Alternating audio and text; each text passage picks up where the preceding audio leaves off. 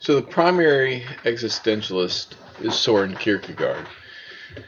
Now Kierkegaard and Friedrich Nietzsche, that we'll talk about a little later, overlap with each other.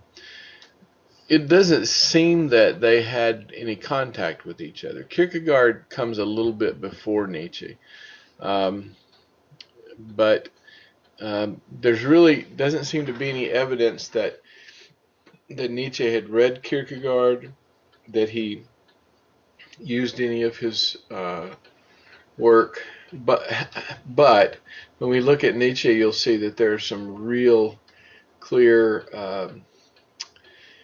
commonalities between Kierkegaard and Nietzsche. The major distinction between Kierkegaard and Nietzsche is that Kierkegaard is a believer and Nietzsche is an atheist. But they come up with really similar ideas, and it's kind of an interesting historical kind of a process there happening in the 1800s with this Danish guy and Nietzsche in Germany. They're both influenced by Hegel to a certain point, so maybe that's why. So Nietzsche is very often known as the melancholy Dane because he was Danish and because he was probably depressed most of his life. Most of what you can pull out of his writing about him, his own personal life, is pretty depressing. And he seems to be this person that was kind of chronically depressed throughout his life, even when good things were happening. Your text even mentions a place where he tells us, he writes in a journal something like, I just came back from a party and I was the life of the party and everyone thought I was witty and smart and funny. And then I came home and I just want to shoot myself. So, that's pretty depressing. And so he seems to be a guy who lived with that most of his life. There are a lot of depressing things that happened in his life. First of all, he has some level of physical deformity. We don't have good photographs of him, and so we don't really know. But he had some type of kind of spinal deformity that was called hunchback. So he was probably kind of twisted and bent over a little bit. And he probably lived with that most of his life. We don't really know when that began to happen to him. Sometimes that happens pretty early in life, and sometimes it happens during adolescence as your body's kind of growing. So we don't really know, but we know that he lived with that to a certain extent and may have kind of seen himself as unattractive or an oddity. He grew up in a family that was kind of strange and intense. His father was a really, at least by all accounts, was a really severe fundamentalist Christian, the kind of hell and brimstone preaching kind of Christian, very strict, very rigid in his beliefs, very harsh toward his family, that kind of harsh religious ideation kind of a person. And Kierkegaard grew up with that. And Kierkegaard, when you read things that he writes and you hear his stories, you think, well, this was probably not a kid that understood that very well and lived with that very well, because Kierkegaard seems much more compassionate and passionate and tender-minded, and probably to grow up with a father that was that strict and that rigid was really a difficulty for him. He grew up in a big family with 7 children, but 5 of those children died before Kierkegaard was grown, and his mother had also died. His mother was his father's second wife, and we know that she was probably his father's the house servant or a maid or something at some point. When Kierkegaard was a young man, his father, who had been this hardcore Christian influence in his life, revealed to Soren um, some kind of sexual impropriety. We don't really know what it was.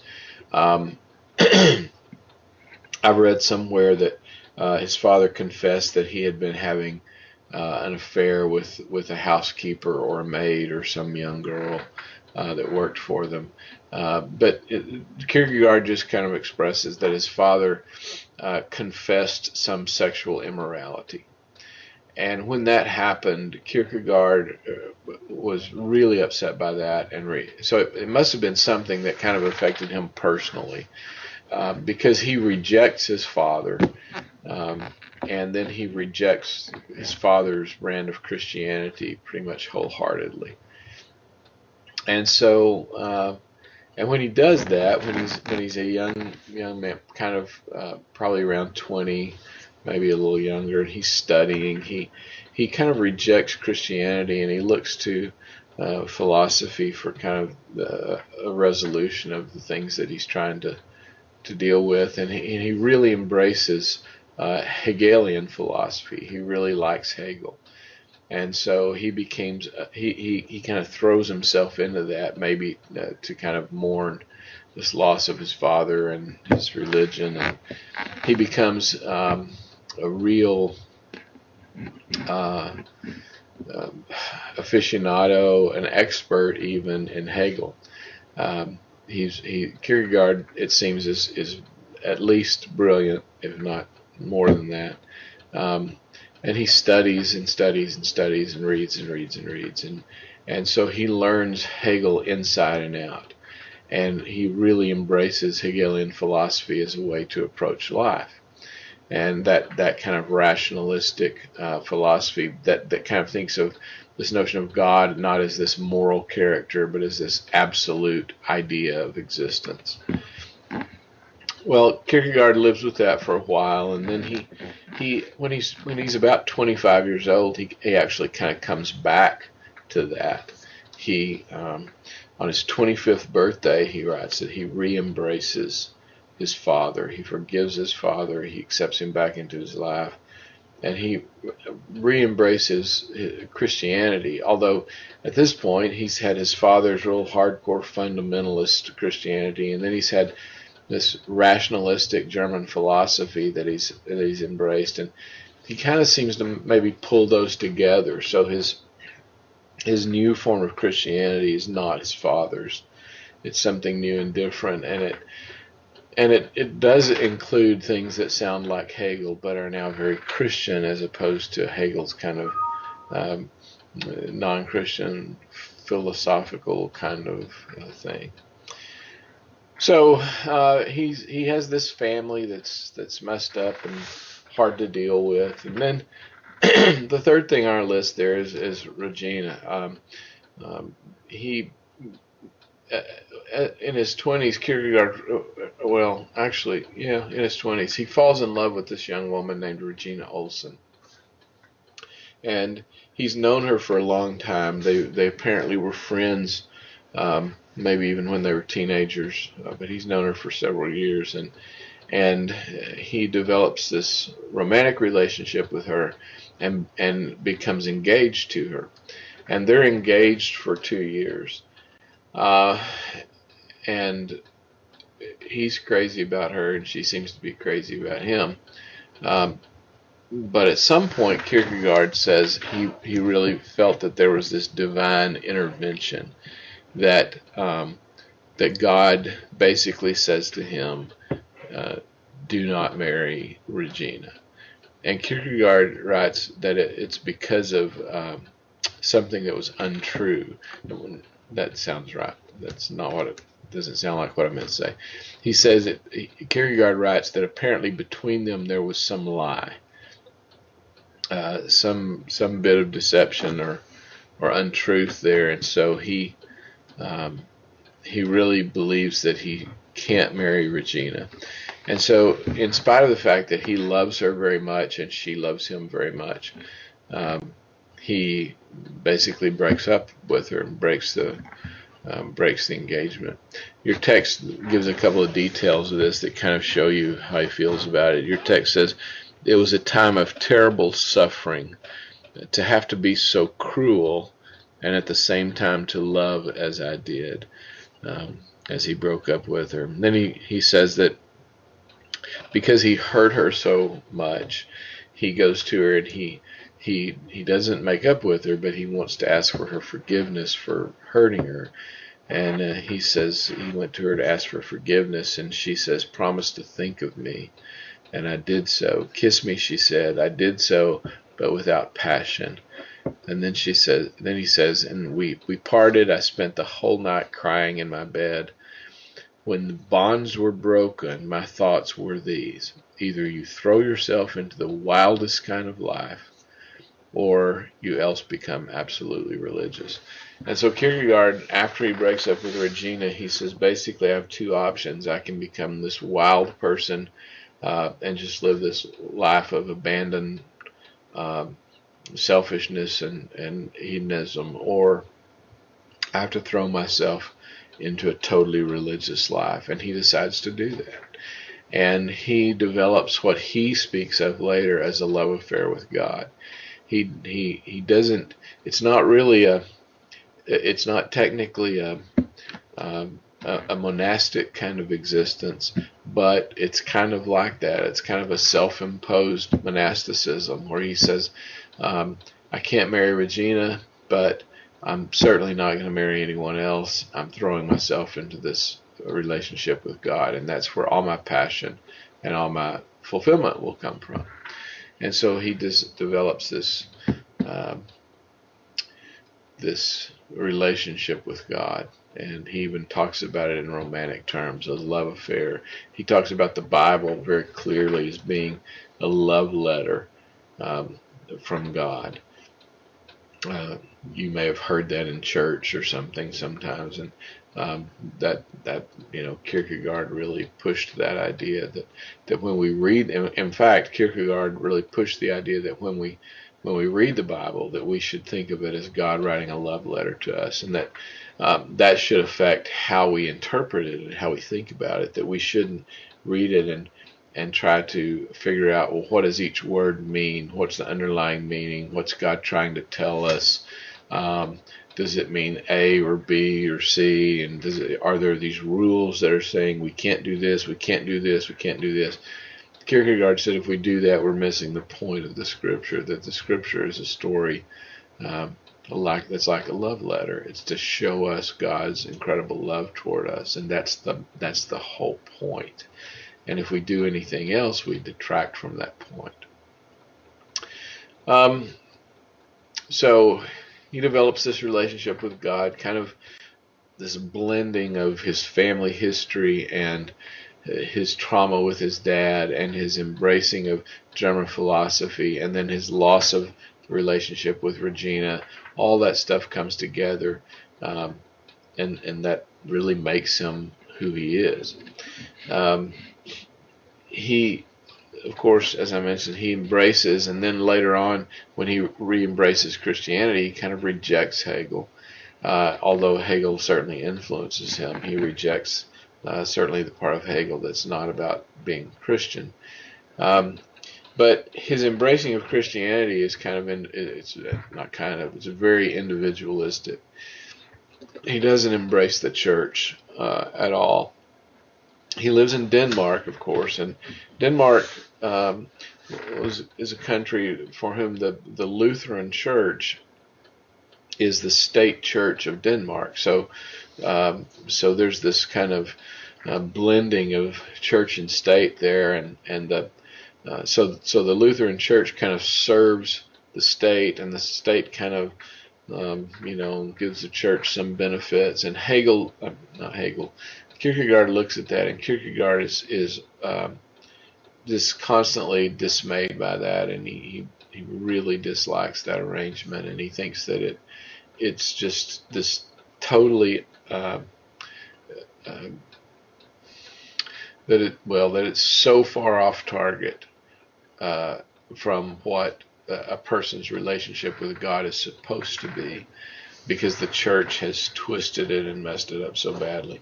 And so if you look at Kierkegaard's work, you see lots of rejection of the church and lots of things that are critical of the church and lots of things that sound like he really dislikes the church. And so sometimes that kind of sounds not Christian. You know, people who have heard about Kierkegaard but never read him and never really studied him, I think that he's very anti-Christian, and he's really not. He's very much anti Danish Lutheran Church. But he's kind of anti-institutional, because he really does believe that the what's supposed to happen between a person and God is this intensely personal, individualistic relationship, and that most of what the church has done is mess that up. And that again, it's this love affair relationship. So you don't want an institution telling you how to run your love affair. You don't want an institution reading your love letters from your lover and trying to explain the love letter to you from an institutional perspective. That's all intensely personal and individual. And so Kierkegaard, because he believes all that, he really doesn't care much for anything that the church does. He also doesn't like the way that the church is very corrupt because of this connection with the state. So the Lutheran Church is, making a lot of money off the state, and the state makes money off of the church. And Kierkegaard at one point just really rails against, for example, people who are selling Bibles, because he doesn't. First of all, he doesn't think that it's necessarily right for just anybody to have the Bible when they don't have any idea how to read it or understand it. But he also just thinks it's a horrible sin that people are selling Bibles, that they're making money off of Bibles, that it's a commercial enterprise. And so he's constantly at odds with the church and the government and everybody else. No one likes him. And in fact, while he's alive, no one cares for him or accepts him at all. He gets into little fights with local newspapers and things like that because he says things about the church or about the government, or and he's kind of this not very well respected, not very well liked writer and thinker. His books don't sell. Nobody cares. When he dies, very few people come to his funeral. Nobody cares. They just don't like him. Now, after he dies, people begin to read his stuff, and he becomes incredibly influential. But while he's alive, he's just a pain in the rear for a lot of people, and so nobody's ever very happy with him. He dies very early, in his mid-40s, you can see there, and so but before then he produces an enormous amount of material, or enormous for somebody who dies when they're 40-something. And then that material, once people begin to read it after he's gone, has an enormous amount of influence. So, kind of an overview there of Kierkegaard. Be sure that you read this stuff in the book about him. Now, to kind of flesh out a few other things. First of all, as I said, he strongly criticizes the church. He thinks the church is shallow, consumed with money, it's driven by politics, and he doesn't care much for the church at all. Kierkegaard also proposes that man, as man develops, goes through these stages. Now, if you go back and you think about when we talked about, and I think I even mentioned this then, when we talked about what's his name? Positivist Comte. Let me see if I can find that back in chapter 5 or so. Remember, Comte gives us this notion of,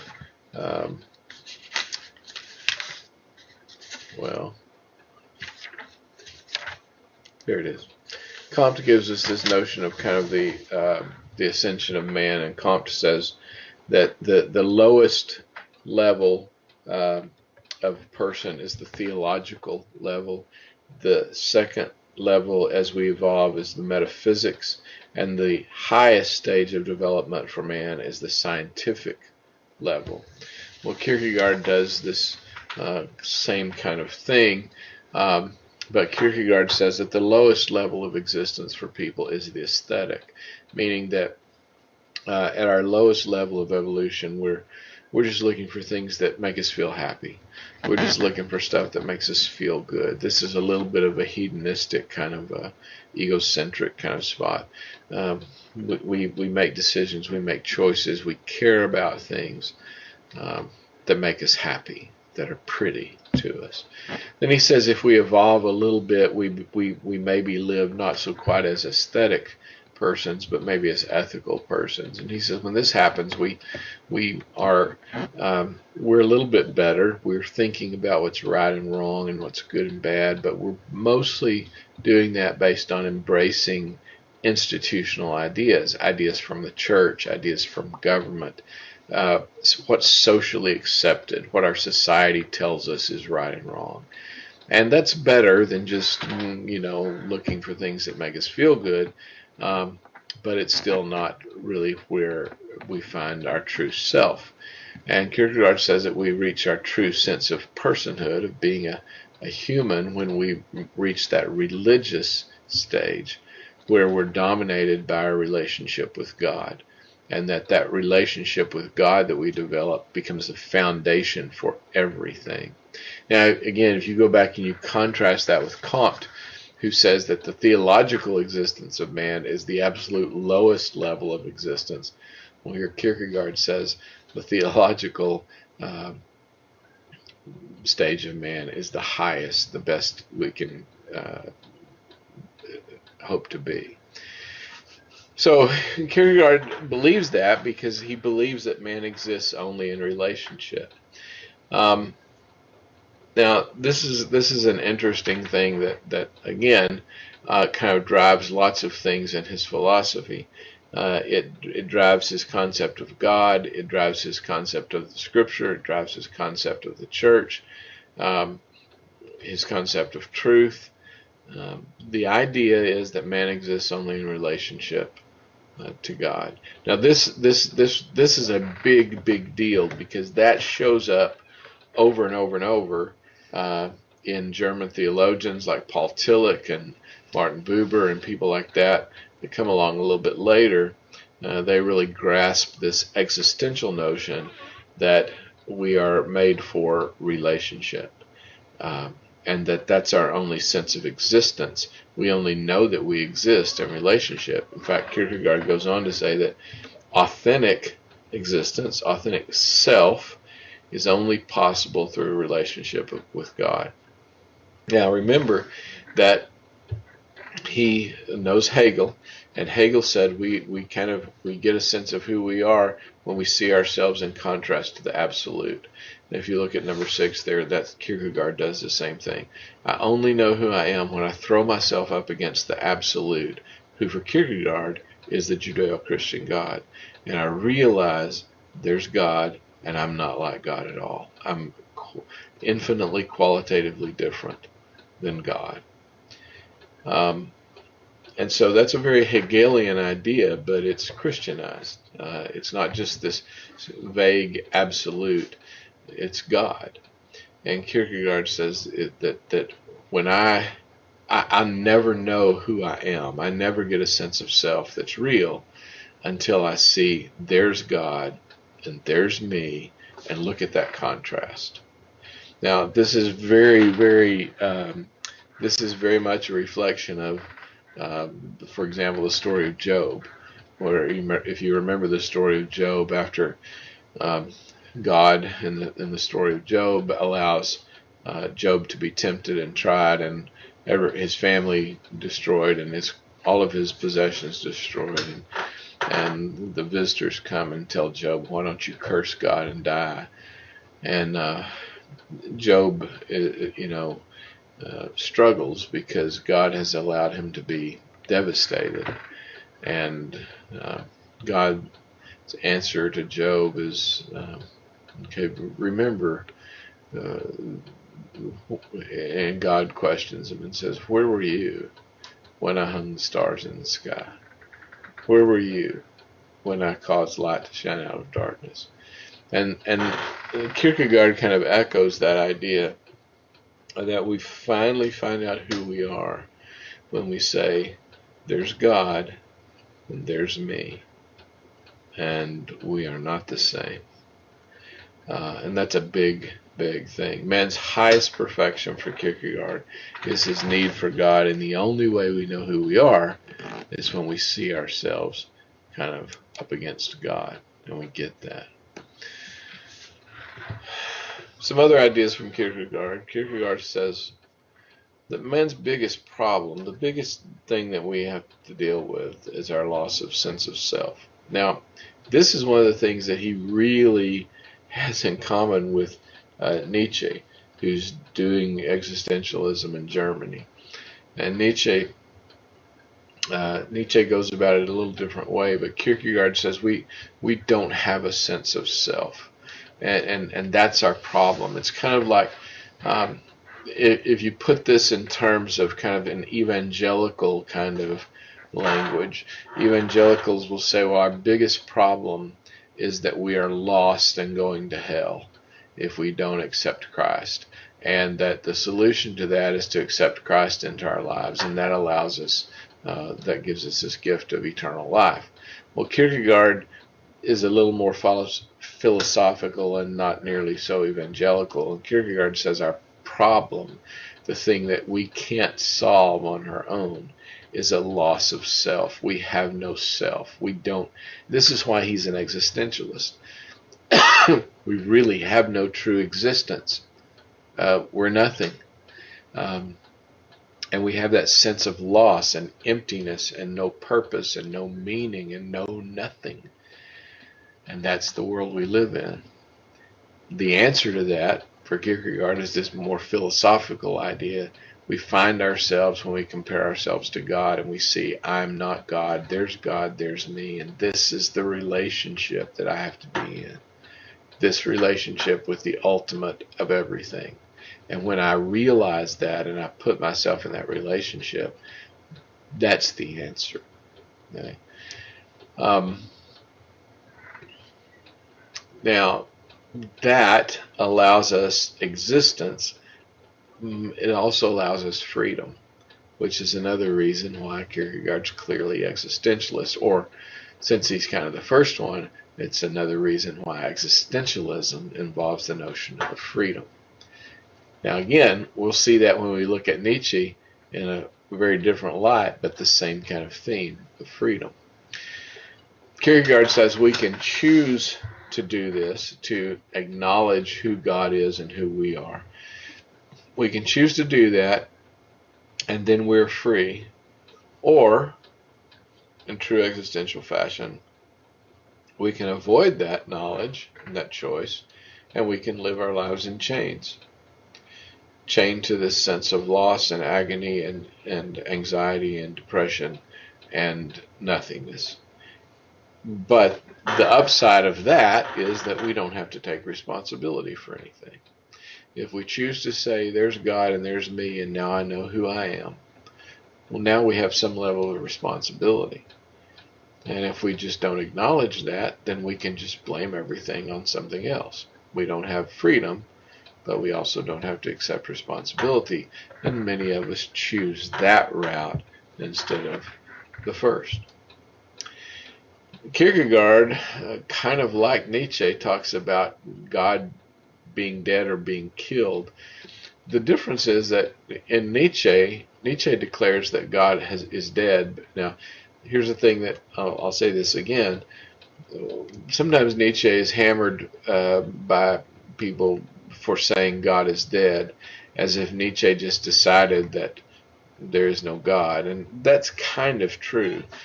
But what Nietzsche kind of proposes is that God is dead and we have killed him. We've killed him off. we've decided we don't need him anymore.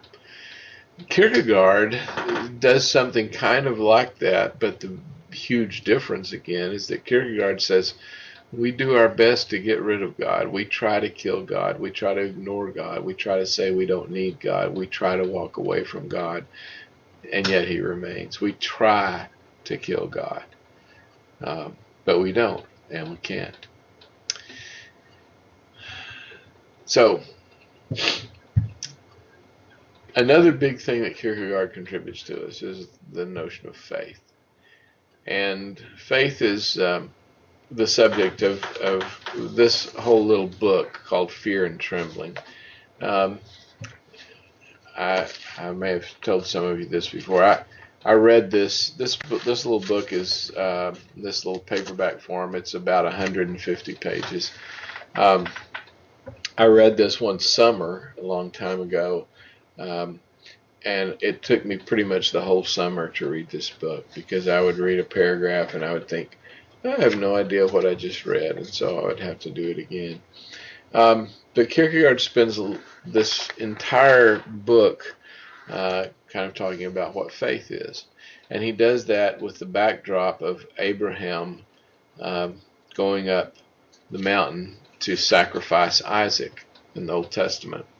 And Kierkegaard uses that story to kind of define what faith is, and in particular to kind of contrast faith with knowledge, or faith with rational thinking. Now remember, we've had rationalism and empiricism, and what we see in Romanticism and existentialism is a focus not on the logical, not on the rational, but on things that are irrational and illogical. So Kierkegaard is doing this. His focus on faith is a movement away from rationalism and logical thinking. In fact, Kierkegaard says this is not logical. This doesn't make any sense. You can see there, number 5 and number 6. Faith is a paradox, and faith is absurd. Kierkegaard uses the word absurdity over and over and over and over. So he emphasizes, even with his language, over and over and over, that this is not rational, this is not logical, this is a different way of thinking. But what Kierkegaard does is he elevates that. Instead of saying, here's rationalism and faith is down here being stupid or ill-informed or ignorant of truth, what Kierkegaard does is he says, here's rationalism. And rationalism can only get us to a certain point, so we need faith. Faith is what allows us to move here. Okay, it's a very, very different approach. Now, if you think about what we talked about in history of the church a little bit, the person that should remind you of is Augustine, who would always say faith is ultimate. If it comes down to thinking and having faith, faith is supreme. We need to have faith in order that we can think, not to think in order that we can have faith. Kierkegaard echoes that a little bit. He says the rational, empirical world that we think we live in only gets us so far. If we really want to understand ourselves, if we really want freedom, if we really want true existence, that only comes through faith. And that's really hard for the rationalist world to grasp, because basically they've spent their time rejecting that whole idea. So this is why existentialism is such a shift away from rationalism, and why those things are very often at odds. Now, one of the things that's kind of ironic to me historically is that the church very often has kind of, if you ask them, especially the uneducated fundamentalist American church, not that those things all go together, but when you put those three things together, that group has consistently kind of rejected existential thinking. When honestly, that's the group that should embrace existential thinking, because Kierkegaard is really kind of in line with that idea, saying that faith is better than knowledge here. Faith is better than understanding. Well, not better, but faith takes us to a place that knowledge can't take us.